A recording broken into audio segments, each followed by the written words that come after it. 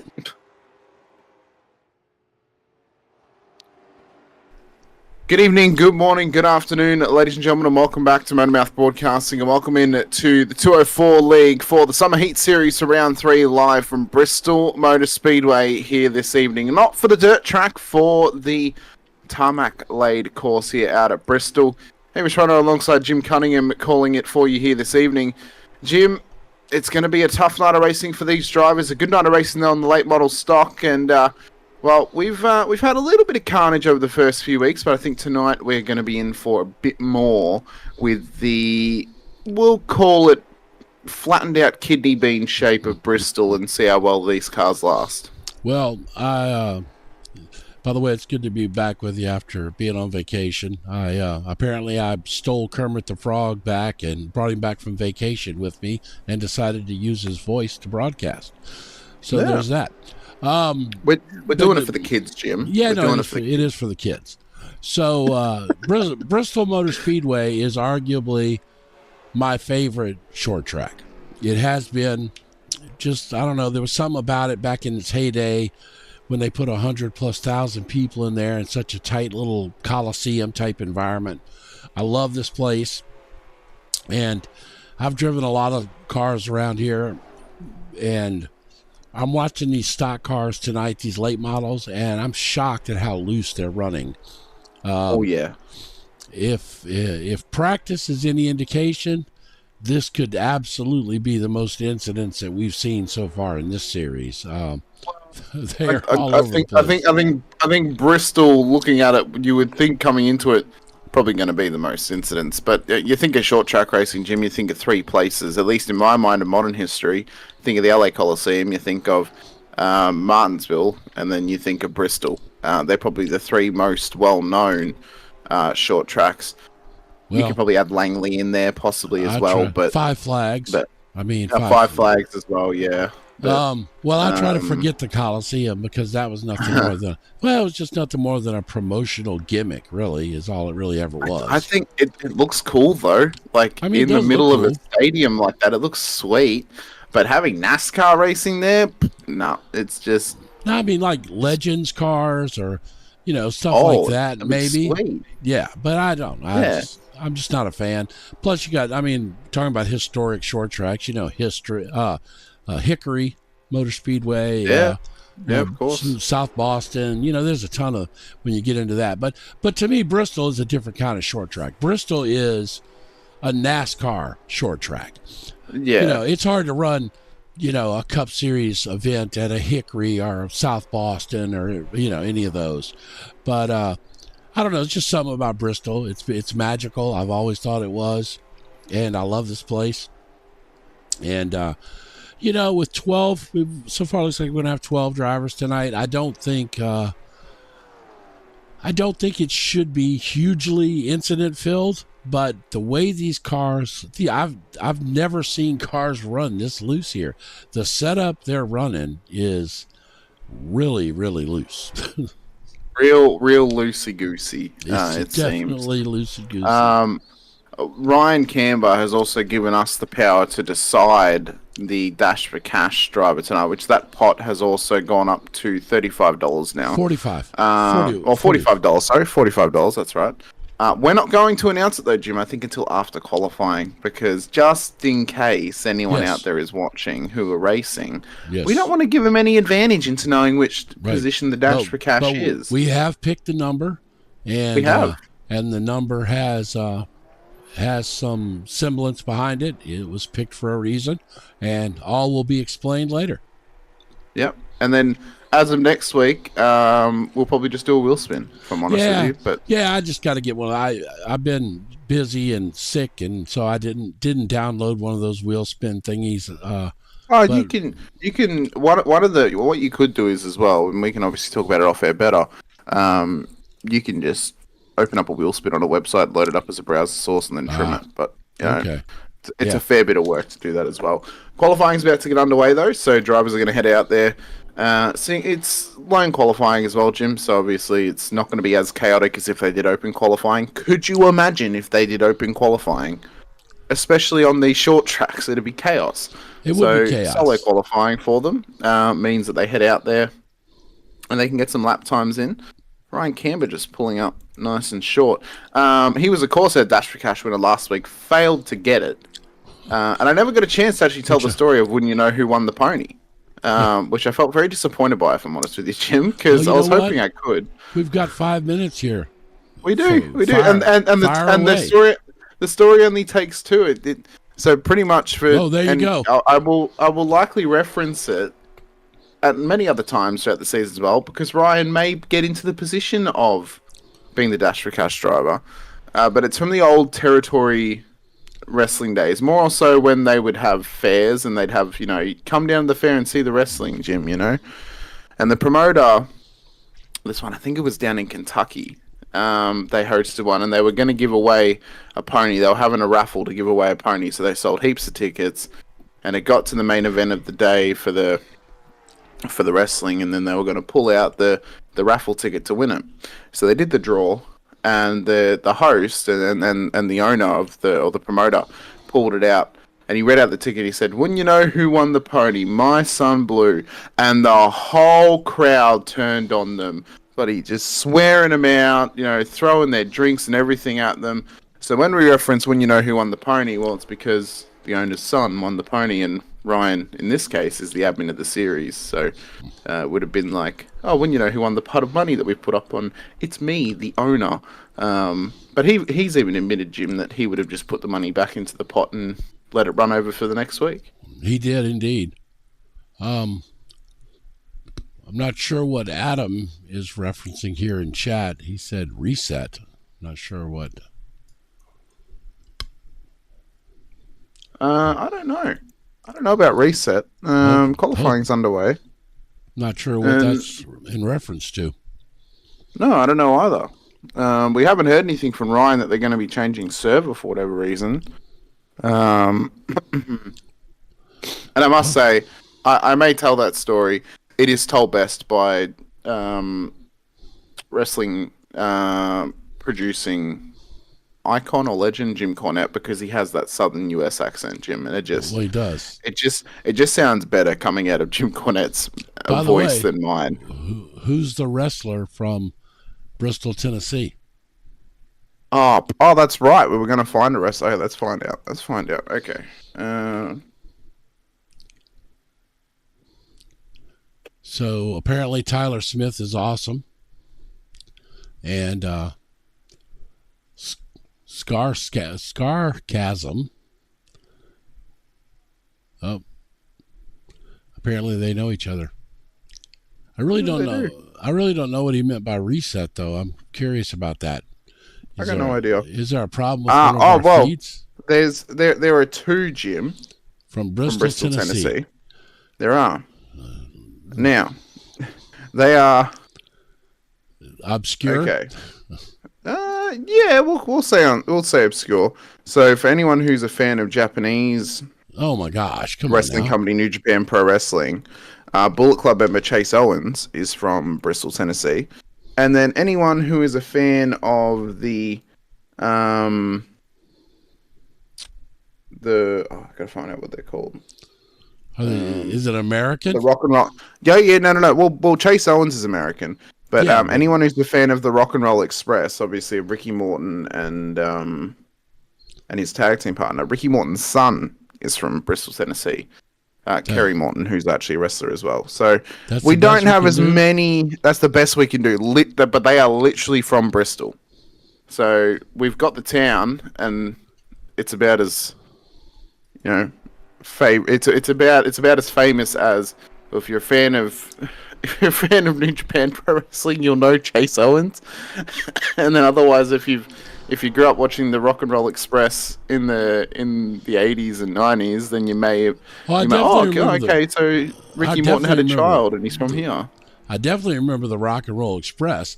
That must have been a child he fathered when they were when they were doing Mid-South wrestling, because that would have been in Mid-South. It'd be from Mid-South. Isn't it ironic though, Jim? Because Jim Cornette was the manager of the Rock and Roll Express for a period of time, and yet I told the story of who won the pony tonight. So it all comes together. Right. Let's do the grid. Definitely planned it. That was horrible. Let's do that. It was absolutely horrible. Hopefully we get a better one next week. But Hold the on. starting grid for tonight's race will be as follows. JJ McRae will start pole position alongside Riley Duncan, so it's an all-maple front row of the grid once again. Tyler Smith, Lee Hamby then line up in behind them with Scotty Oliver and Marcus DeGarza for the top 6. Ryan Camber, Stephen Gary will then start in the top 8. Hugo Escobar will start in the dash for cash position of P9 here this evening, ahead of Dakota Dennis in P10, with Clint Walker and Stephen Crouch making up our grid of 12 cars here tonight. So the dash for cash is P9. The selective reason we chose that was because, unfortunately, Ozzy Osbourne passed away today, and his last album was Patient Number 9, so we thought, well, number 9 will work then for us. So Hugh Escobar is the one on the trot. He needs to make the top 5 if he hopes to win the $45 in the dash for cash here this evening, as I think, Riley Duncan, who's qualified at the front and has won 2 races this season, has to obviously pull up and then let the whole field pass him, Jim, as mentioned last week. Well, I wasn't here for that, so I had no idea. So I just thought You were here last week. Was I? No, I wasn't. Yep. Yeah, you were. It was the week prior you weren't. Oh. Well, I've been sick. I've got a fever. Where were we at last week? Kern? I think you were here last week. No. Yeah, it was Kern. No. I was here the first week. No. I That's missed right. Kern, It was now me I'm and back. Ewan last week. Yes. Yeah. That's right. So what was the one? I'm running the fever over here. That also means that I forgot to call out a wrestler last week for Kern Raceway. Well, that's California. I think that's probably Bakersfield. It's Bakersfield. There'll be a heap. Oh, yeah, there'll be a ton of There will wrestlers be a from heap. Bakersfield. Yeah, for sure. Can tell you a couple of very famous singers from Bakersfield, country singers. Oh, yeah, I'm sure there's heaps. Dwight Yoakam is from Bakersfield, and the guy ironically, it only lists two wrestlers from on Bakersfield. Pro Wrestling on Pro Wrestling Wiki of who are actually from Bakersfield, and I've not heard of either of them. So I'm not going to shout them out, Jim. If I'm honest with you, No, say I've been it. I've been a wrestling fan for 17 years or 18 years. Well, let me hear who they are. I may know them. Oh, and hang on. Now I've got to bring them back up. Oh, well, we got a green flag. Let's do that instead. Yeah, we'll get the green flag up and we'll mention it a bit later on. Green flag running though out at Bristol International Raceway here this evening as we run around turn 1. We'll see if we get any carnage off the start line here, Jim, or if we can run it nice and clean for the first few laps. Yeah, looks good so far. I'm waiting to see some of these cars start stepping out on them. They're probably taking it a little easy trying to bring these tires in, but the tires have not been friendly here tonight at all.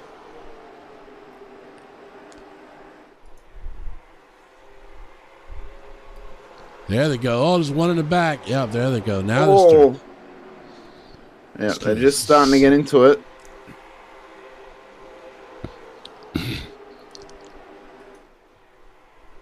What do you think? What is going to be the hardest? I know we mentioned the setup, Jim, and how loose the car looks. What do we think is going to be the hardest thing about Bristol tonight, though, for these drivers specifically? Because obviously it's 100 laps. Well, if we get cautions, obviously the race will then be extended. But I mean, they're running 15-second lap times, so we should be here for what? 30 minutes? Not long if they if they don't have to be cautions.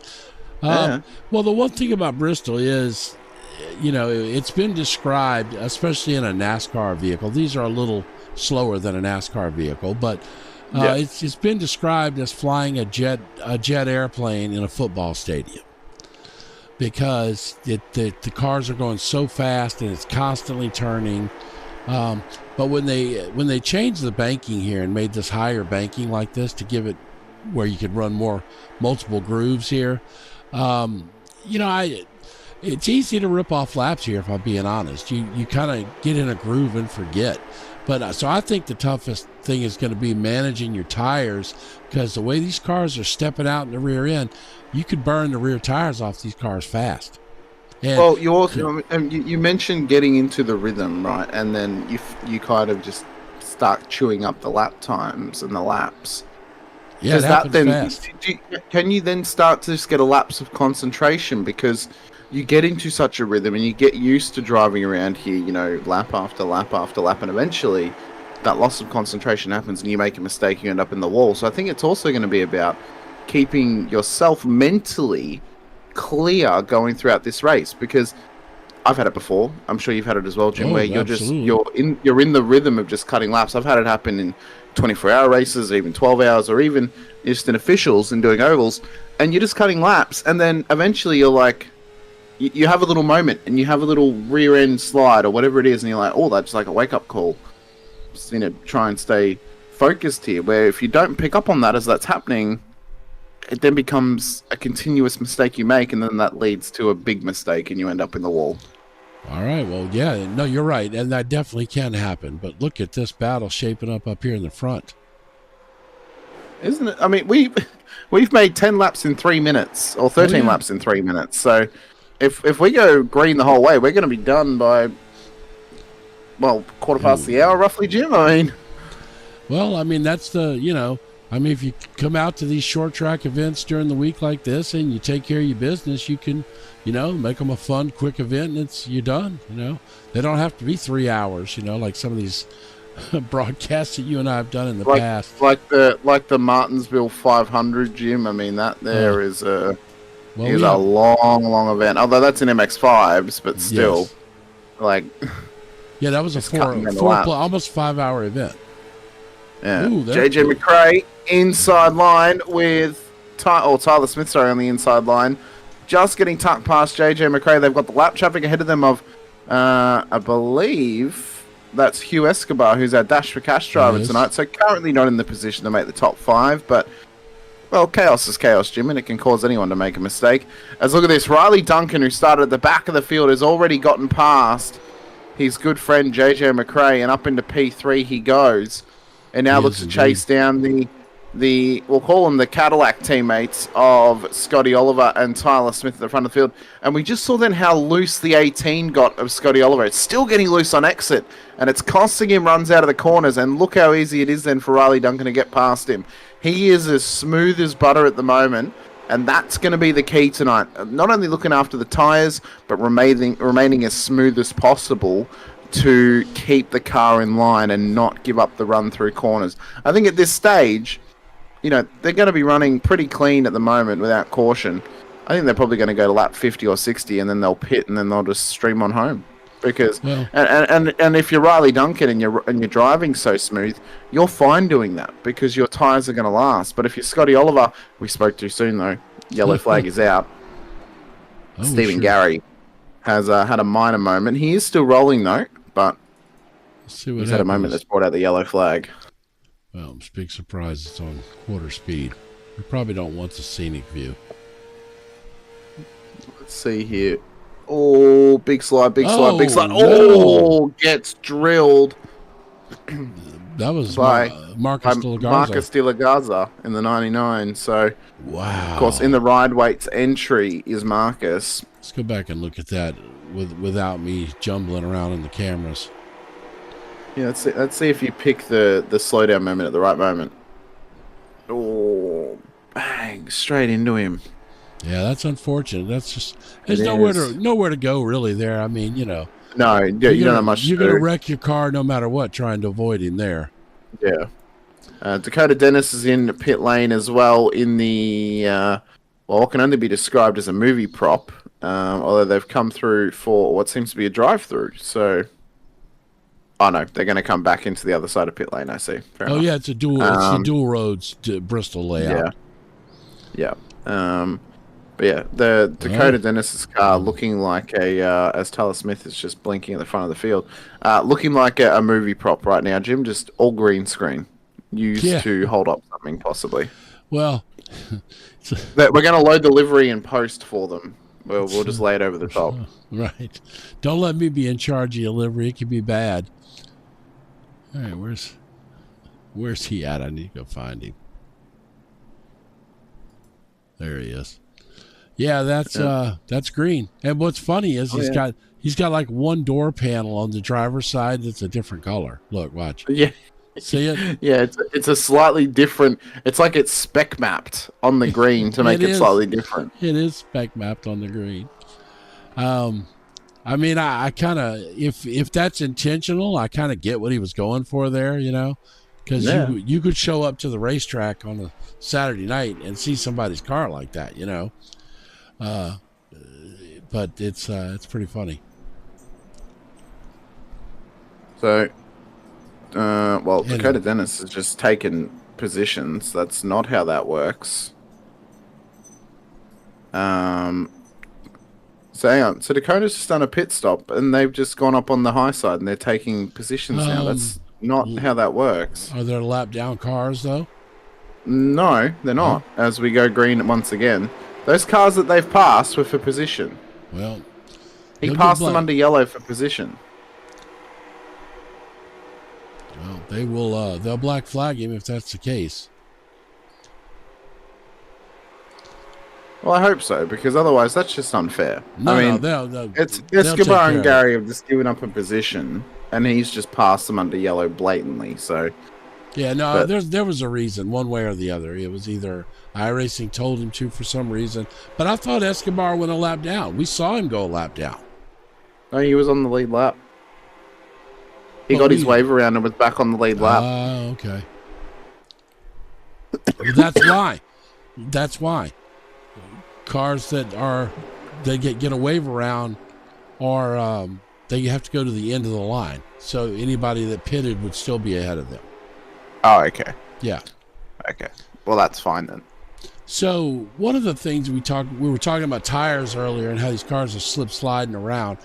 The key thing is finding the groove tonight that your car is going to work in and be able to maintain your tires. It could be low, depending on your driving style. It could be high. For me, I'm a high side guy. I can save my tires better on the high side than I can on the low side. I'll be honest with you, I'm a rip it and dip it. I just try and hook it in and make sure it sticks. Hugh Escobar, we mentioned him, the Dash for Cash driver here tonight. He has had an incident and is into pit road, and that's the yellow flag once again. Yeah, because the most oval racing I've done, Jim, was about 2 weeks of ARCA racing to get my license up to C class, and then after that I haven't touched an oval official. That is a tough incident. Yeah, I think he moved down on the car that was alongside him, which was Stephen Gary, who brought out the first caution. Well, we got a little. He's got a bit of a Ricky Bobby scenario. He's got two first names. So let's see here. So he's down on the low side, goes up towards the high side and exit. Here comes Steve. Oh, he tapped the wall. Yeah. Yeah, he was. To be fair, he was kind of bouncing all over the place anyway. Oh, that car's. Yeah. Look at that thing. Crab walking. Big crab. Oh my goodness. Yeah. Man, I'm from the south. That takes inertia drift to the whole new level, Jim. I mean, I'm from the south, man. We want to catch them crabs and eat them down here. So look at that. That's honestly one of the most crab walking cars I've ever seen in night racing. We need a mud crab pot here, Jim. Mud crabs. Yeah. Get the pot out there and. Yeah. When we head back to live, the cars are just behind the pace car once again. Is Hugh back out there, or is he gone? I think he's gone. So that might mean the Dash for Cash is actually going to jackpot once again and move up another week. So it'll roll over and we'll add another $10. Do you know who the car was that he got in contact with? It was Stephen Gary. Okay, so I want to go ahead and start a conspiracy theory, just to make this more exciting, that Stephen Gary wrecked him intentionally to carry over the money. It's probably, sure it's not true, but, Now that theory will have more legs next week, Jim, if Stephen Gary gets into the Dash for Cash position. Well, that's for true. Next week. Well, that really will have some legs then, won't it? I'll bring it back up then if that's the case. Oh, yeah. But if Stephen Gary wants to be our villain, we can do that too. We need a good villain, Short track racing. Sometimes you need, at the moment, Riley Duncan's the villain because he's the one that's been winning all the races, and that's a good point. No one else has really been able to touch him. Kind of like Earnhardt back in his day. Yeah. Hopefully, it doesn't end the way Earnhardt did. Well, that's for Riley's sake. Thanks for that. I appreciate that. Well, I'm just pointing it out, Wow. As we get green flag once again, lap 35 of 100. So we're a third of the way through here, Jim. and we're only 12 minutes in, so we're doing well for time, even with these cautions. We are rocketeering through Bristol at the moment, and as the green flag is flown, we can see that JJ's, he's obviously preferring the low side, where Riley's preferring the high side. And I think what I've noticed in that high side is it's not as loose as coming up off the low side, because you're not having to go off such a steep banking all of a sudden to, being flattened out. Where if you're on the high side, it's kind of a more natural changeover, where you can see with JJ's car, as he kind of reapproaches the outside line, you see how the rear just kind of gets a little bit loose as he's moving over there. Every time he does that, the rear's getting loose. Where Riley though runs it a little bit wide off the exit and just touches the wall. I mean, that's no big. That's probably a 0x, to be honest with you. But it would be, but it's the more you do that, the more the car gets damaged, and then eventually, I mean, you can see the front of the car now. It's already got a bit of damage on the front right of the car. Well, that's probably from that pass for the leader. Oh, look at that. JJ McRae got a little stepped out on him. I mean, that's not uncommon tonight at all. I think we're going to see cars stepping out like that all night long. Has JJ got a Corvette front end on that car? I hope so. That's kind of sweet. No, it is a Corvette, because the rear taillights are a Corvette as well. That's kind of sick. Let me see. I know we got to have a rear chase cam in here somewhere. I never use it, but it is. It is a Corvette. Yeah. You know what? Okay, that's creative. I like that. I think I can zoom in. Wait, look at that. Yeah, it is a Corvette.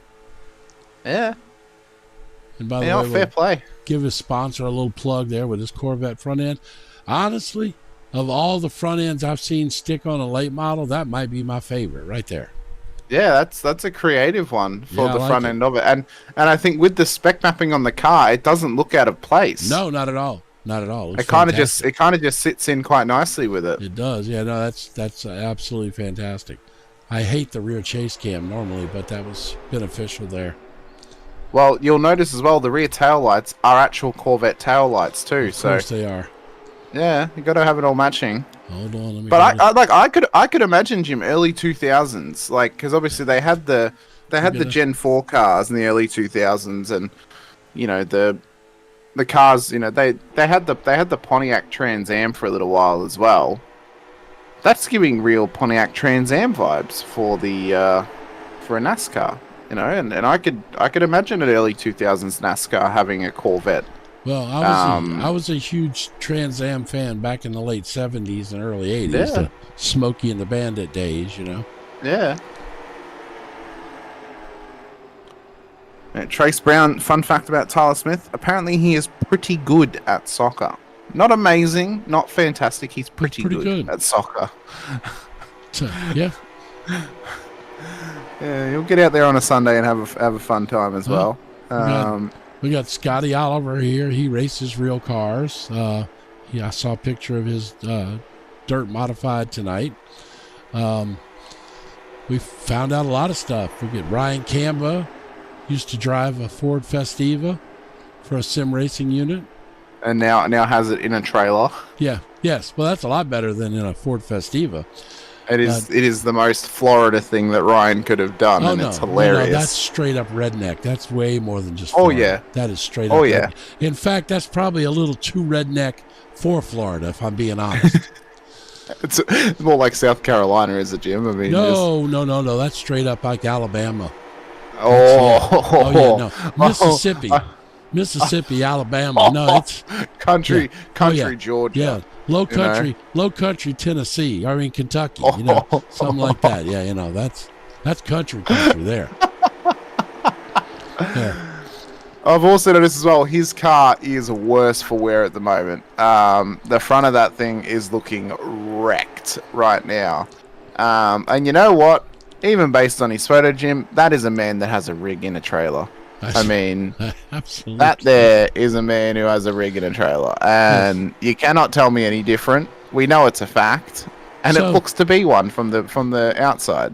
We were trying to get the webcams. So everybody's turned theirs off now. But we were trying to get the webcams up and running tonight. And unfortunately, I'm still struggling with that for this software. We'll figure that out eventually. But Oh, JJ McRae, sorry, Jim, has had a slide. The caution's not been thrown, but he is dropping positions. Yeah, it's out. Caution's out. There it is there. Let's see. Now, I would expect him to come into pit road here, Jim, because we are just past the halfway point and it's a free pit stop. So Riley got loose and then made the contact. Yeah, it was Riley that got him out of shape.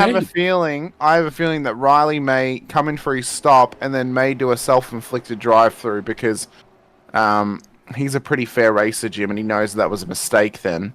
Wow, I don't think he's going to do that. I'll be shocked if he does that. Everybody's pitting here except for Dakota Dennis is not who pitted earlier.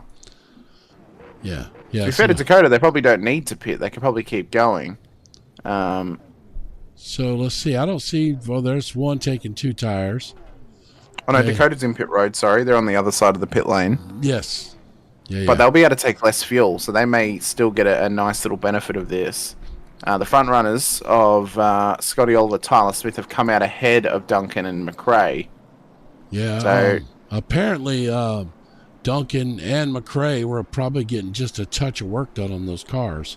Well, I think Duncan may have also taken tires because he's taken 25.5 in that pit stop. Yeah, he might have taken his full set, especially since he got that out of shape. He's probably got those tires in pretty rough shape, so he probably took his full set. Whereas these other guys are taking 2 with the potential. They're probably taking the right side. Would it be, Jim? Oh yeah, right side for sure.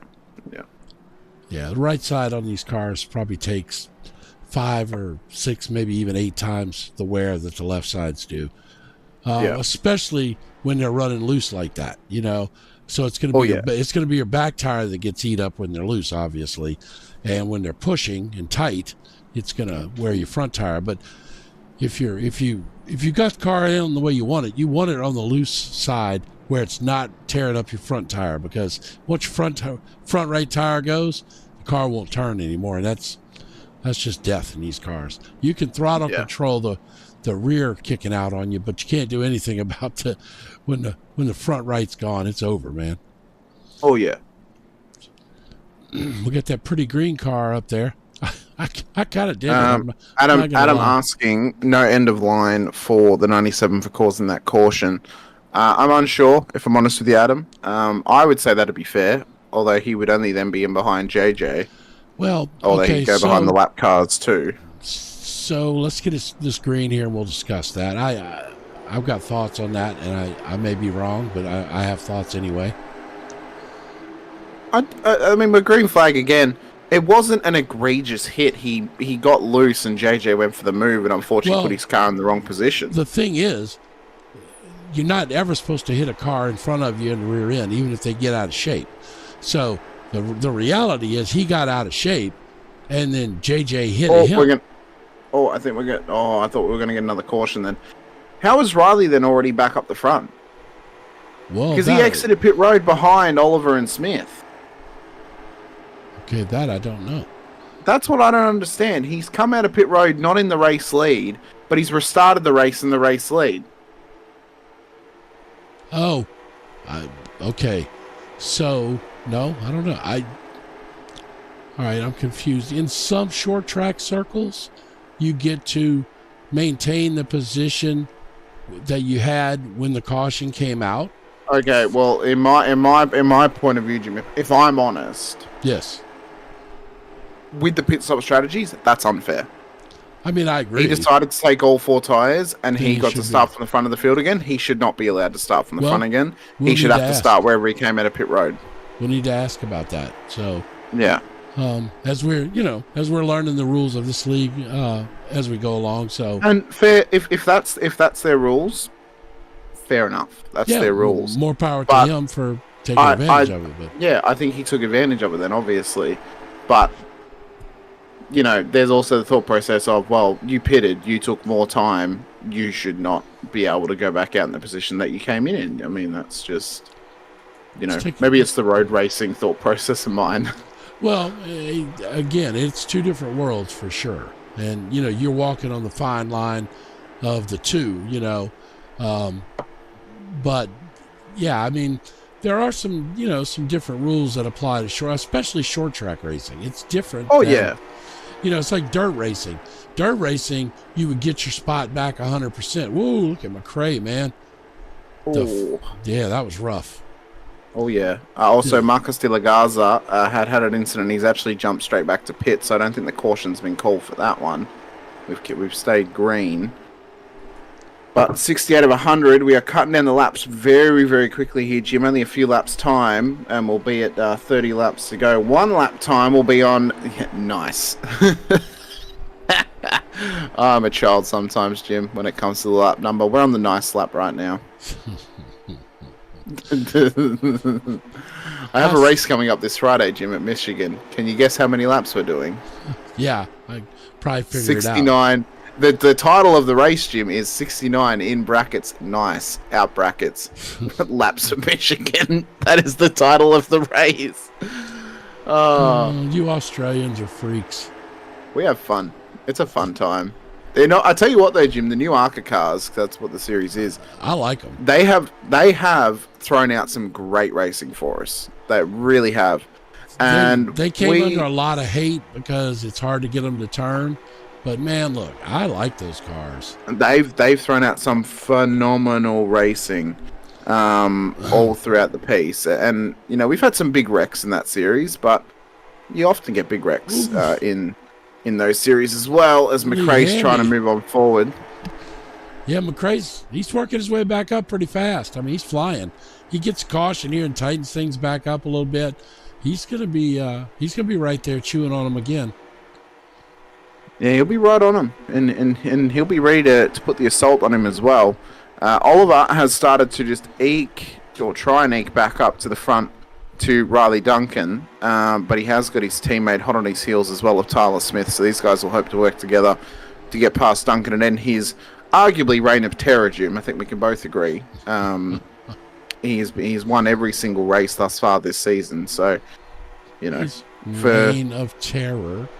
Well, we claimed he's the villain, so we're gonna try and use all these villain terms that we can.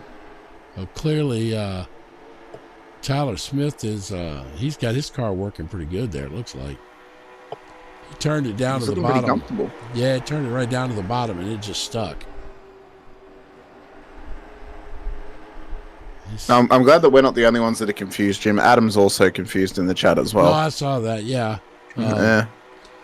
Yeah, I mean, again, it's very individual rule. I mean, if you go back, like I said, if you look at the dirt racing rules, that's very common to get your spot back, like after a caution situation. So I just don't know. We just got to find out. That's all. I suppose it resets the race directly where it was, and I can understand the benefit of that for sure. I think, though, if you're in that situation and that's a rule, you would just take all tyres then if you're always going to go back to the position that you were going to restart in. I mean, that would be as long as you're only going to make one stop, yes. Yeah. But I agree with you. I don't know why everybody wouldn't have taken 4 tires there. We were past the midway point. Put your 4 on and go. Yeah. And if that's a rule that you restart in the position you came in. Isn't that what he told us? They get 4 tires, or do they only get? No, they don't. No, they get one set that they can change to. Okay. So they get a whole set that they can change. There would be no point in taking 2 if you're always going to restart the race in the position you came into the pits in. Yeah, we'll get some clarification on that, and Yeah.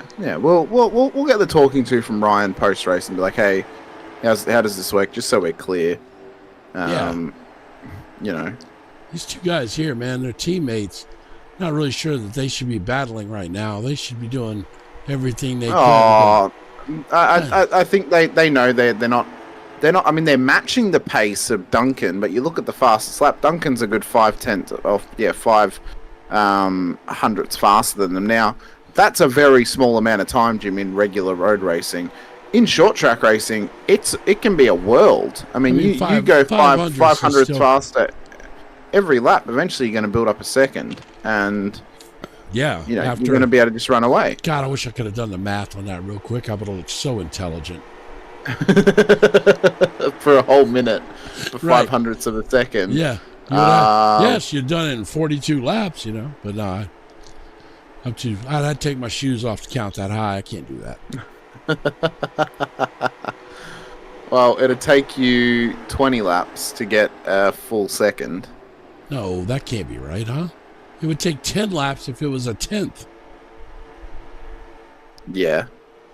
Boy. And a 500 is smaller than a 10. You just made me look smart.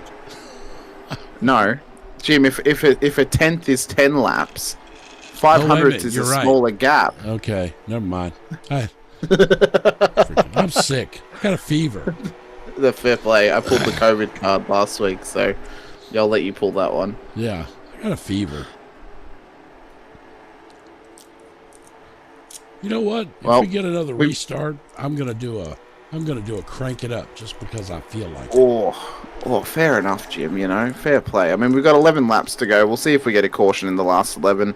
But this has been a nice, short, sharp race this evening for the Americans. This morning for me, and I think it hasn't been as chaotic as what I thought it was going to be. Yes, we've had a couple of cautions, but it's not been the wreck fest that I thought we could have possibly had. No. So I think it's been a fairly decent run. In saying that, if we had picked any number below P5 for the Dash for Cash, none of them would be in a Dash for Cash, but they wouldn't be winning the Dash for Cash right now.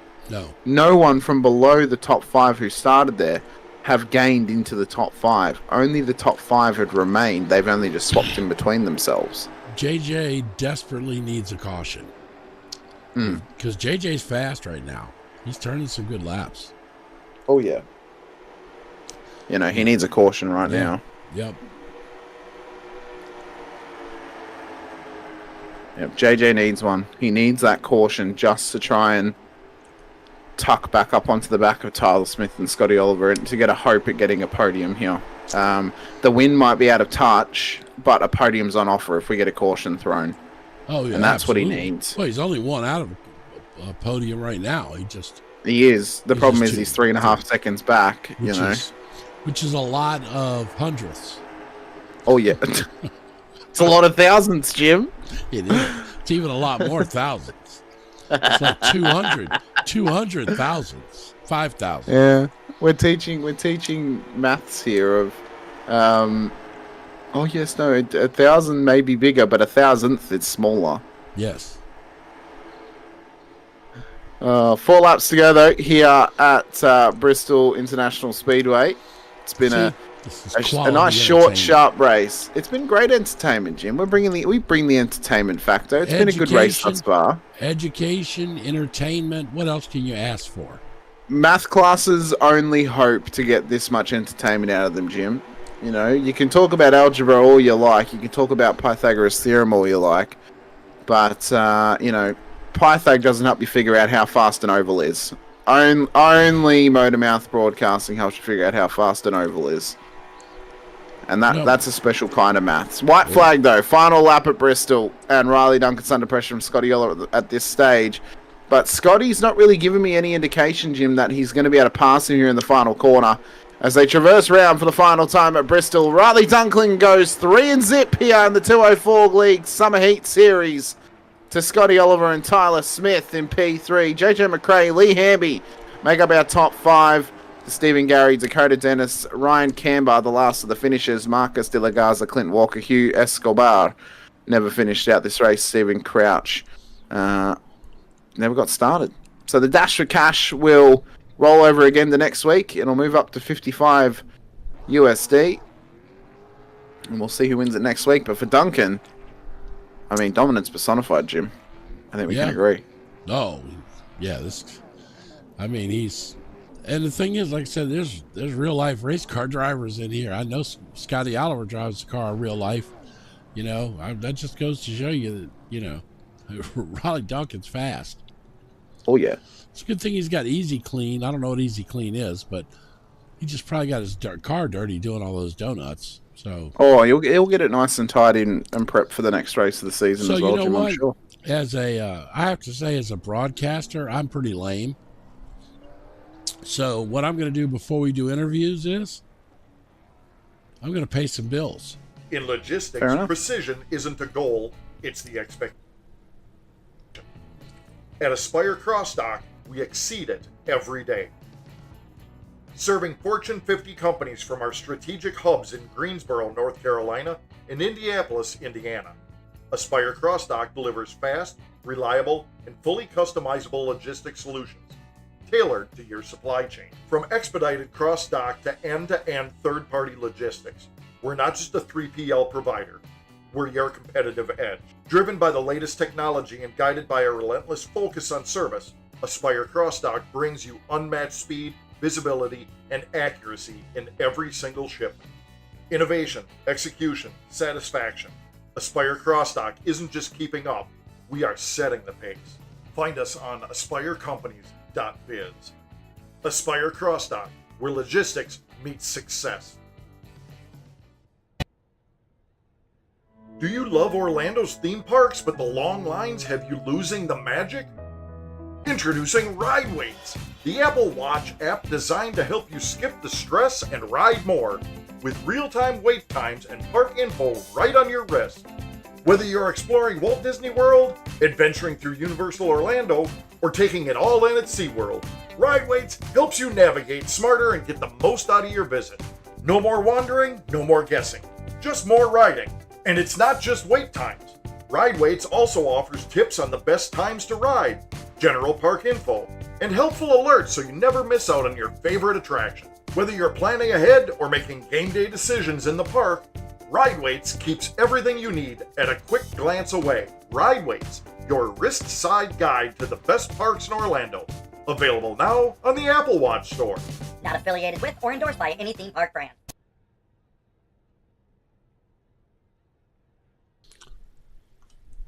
All right, we've got our interviews waiting to come and have a chat to us. We'll start out with P3 on the road here this evening. Tyler Smith, who's catching up with Jim Cunningham now. Oh, he's catching up with me. Tyler, how you doing, man? Good. Caught me by surprise there. I didn't know I was going to be doing the interview.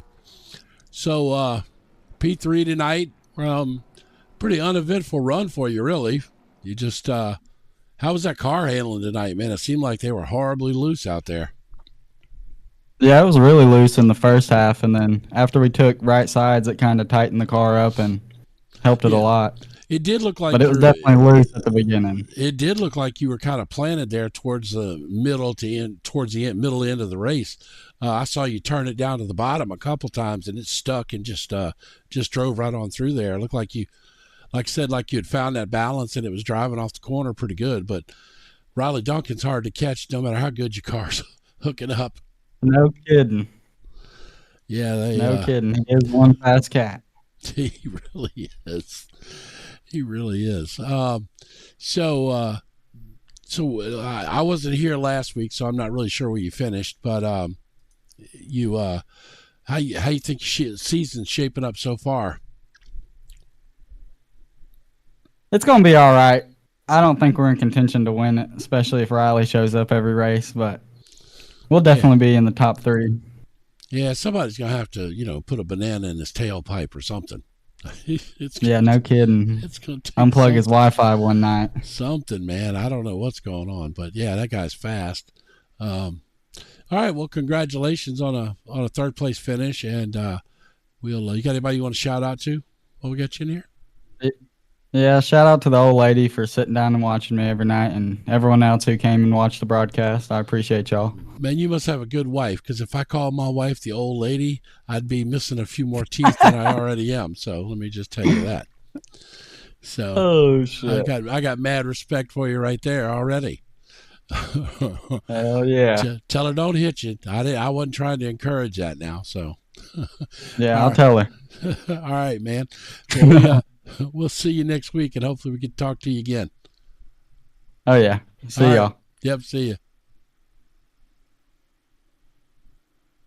Next up, P2 on the road here this evening in Scotty Oliver in the 118 entry. Scotty, congratulations. P2 on the road here tonight. Hell of a race for you. Yourself and Tyler, of course, teammates on the road, working together there nicely, but you just couldn't quite hang with Riley in the end. Talk us through that race from your perspective, though, and how you felt everything went tonight at Bristol. I feel like it went pretty good. I muffed it in qualifying, but I felt like before the caution, before we pitted, I felt like I had a really good hot rod there. I felt like I was running them down, and then me and Tyler both missed the pin entry there and got a penalty, so it let Riley get back out front. I feel like if me or Tyler one would have been out front, I feel like we would have had a real good shot at winning that one. So. So that just explained Yeah, there you go. our confusion for us, because we were wondering how in the hell Riley got to the front of the field, and we thought maybe there's a rule where you restart from the same position you came in at, but that there explains as to why he was able to get back up the front. Because we were also trying to figure out, well, if that was a rule, why wouldn't you take all 4 tires? Because you're always going to come out in the same position you came in at. But I mean, that's a tough break for you guys to cop a penalty like that. That might have been the saving grace if you didn't get that. Could have possibly helped defend against him a little bit better.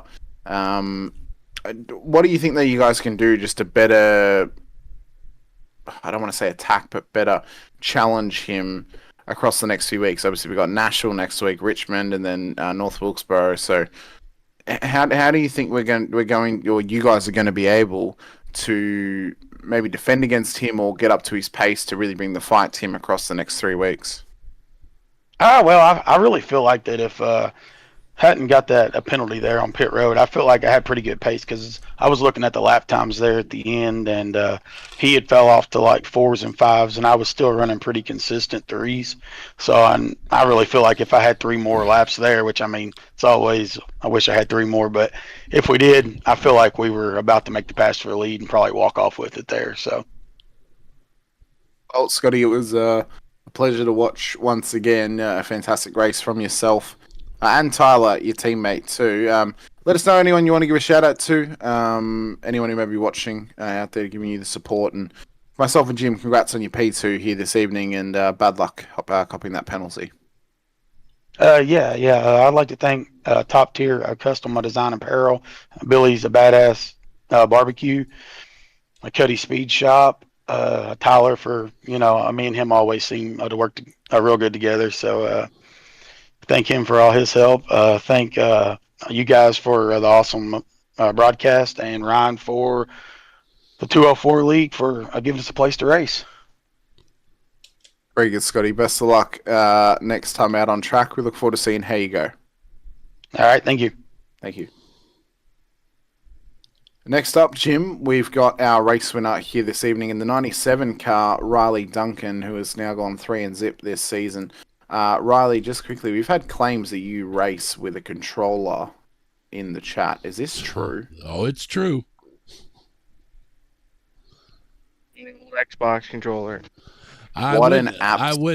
absolute sweat, Jim. Dude, I witnessed it. Sweat behavior. He put his webcam on earlier, and I saw him sitting there practicing. He was sitting there with a Xbox controller in his lap, just getting after it.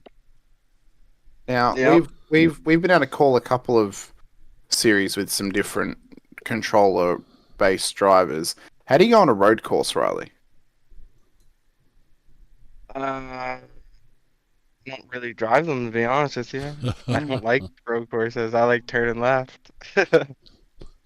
Oh, I mean, there's always the thought of, well, on a controller, oval racing would be slightly easier than trying to drive on a road course. I've found at least that, one of the hardest things on a controller on a road course is braking and getting your brakes modulated correctly, where on an oval, majority of the time, even on short track, it's maybe more of a slight lift than having to brake to make corners. But, I mean, you've unlocked the key to having some pace on these short tracks with that controller.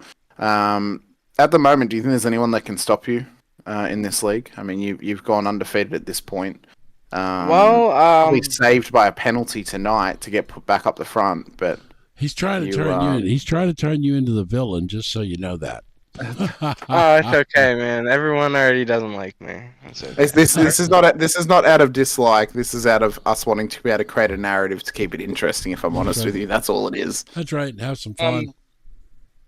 Scotty and JJ, I think, are the 2 fastest people. I think Scotty, if he had 2 more laps tonight, was gonna get me. Well, he said 3, so y'all are in agreement that he was coming hard after you. Oh yeah, I drove my tires up. Right from the time he came out, I was like, I'm just gonna get a lead and try to keep it. So I you just gave it you everything I did had take right from the start. you did take 4 tires there, right? No, I took right sides and fixed my damage. Oh, okay, all right. Yeah, I don't really ever take 4. It's so crazy to me. But I mean, I get it for short track racing. It's different for sure. Well, yeah. But anyway, congratulations again, and we I won't crack some of them jokes I was cracking on you earlier before the race started. But good job again, man. You make that controller racing. That gives a lot of guys hope that they can be fast in these things for sure. You don't need a fancy wheel setup for sure. So That's what I try to tell people all the you time, don't, is that you don't need like I don't have the money to go out and buy a sim rig and all that. Like I wish I did. If I did, I'd be using one, but I don't.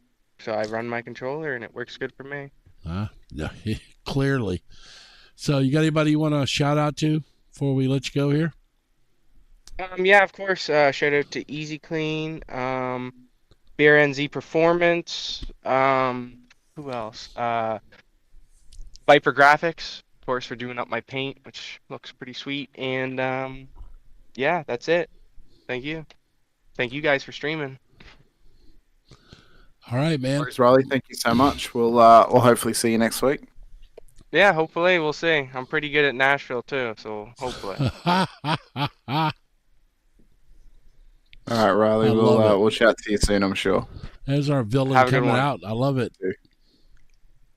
Oh, such a villain, Jim. He is such a real. I mean, he has Stuart Griffin as his Discord icon. Real villain energy right there coming out of Riley Duncan. He's a gangster. Just a deplorable human being. I mean, it's, how dare he be such a fast driver? right. He's racing on a controller and kicking their butt. That's great stuff. Yeah. That's awesome. But no, I mean, we've had a fun time tonight. It's been a very, very quick affair once again. But no, looking forward to next week. Should be a great race next week out at Nashville. So yeah, we'll be back once again. And for the rest of the week, Jim, we've got plenty of content coming everybody's way. Of course, tomorrow night the High Point GT Championship continues on. Thursday, the High Point IMSA Series continues as well. They're off this week. Oh, they're off this week. That's right. They're on a break. It worked out perfect for me.